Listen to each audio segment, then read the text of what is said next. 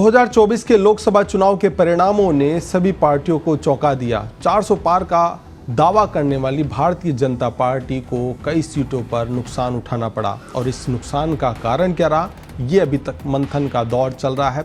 तमाम पार्टियां विश्लेषण कर रही है, भारतीय जनता पार्टी भी विश्लेषण कर रही है। इसी बीच एक रिसर्च में दावा किया गया है कि भारतीय जनता पार्टी को नुकसान क्यों हुआ। हार्वर्ड की ये रिसर्च है, उसमें विशेषज्ञों ने अपने अपने तरीके से विश्लेषण किया है। हाल ही में एक विश्लेषण में ये बात सामने आई कि जिन लोकसभा क्षेत्रों में गरीबी कम करने के प्रयास हुए सरकार की ओर से, वहां भाजपा को भारी नुकसान उठाना पड़ा। प्रधानमंत्री नरेंद्र मोदी ने अपने भाषणों में कई बार पिछले दशकों में अनुमानित 25 करोड़ लोगों को बहुआयामी गरीबी से बाहर लाने में सरकार की भूमिका के बारे में चर्चा की। 2015 से 2016 के बाद से 517 लोकसभा सीटों पर गरीबी की आबादी में गिरावट देखने को मिली है।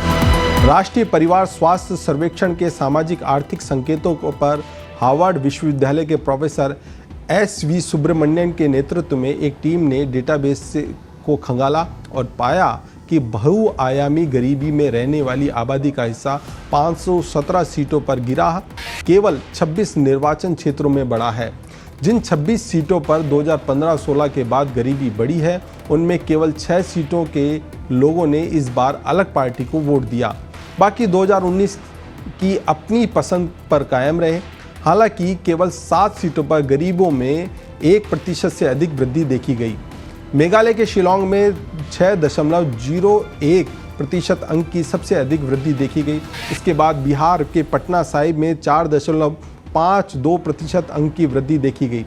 6 सीटें ऐसी हैं जहां आधी से अधिक आबादी बहुआयामी गरीबी में जी रही है। इनमें अधिकतर, जिसमें 3 बिहार में है, 2 उत्तर प्रदेश में है और 1 झारखंड में है। इनमें से 5 सीटों पर मतदाताओं ने 2019 की तरह उसी सीट को फिर से चुना है। भारतीय जनता पार्टी ने अपने सहयोगी जनता दल यूनाइटेड, जनता दल सेकुलर और राष्ट्रीय लोक दल RLD को 3 सीटें छोड़ दी थी बिहार में। इनमें से सभी ने सीटें जीत ली हैं। हालांकि दूसरी ओर भाजपा ने अपनी प्रतिद्वंदी पार्टियों से 30 सीटें छीनने में सफल रही है, जिसमें 12 बीजू जनता दल की शामिल है।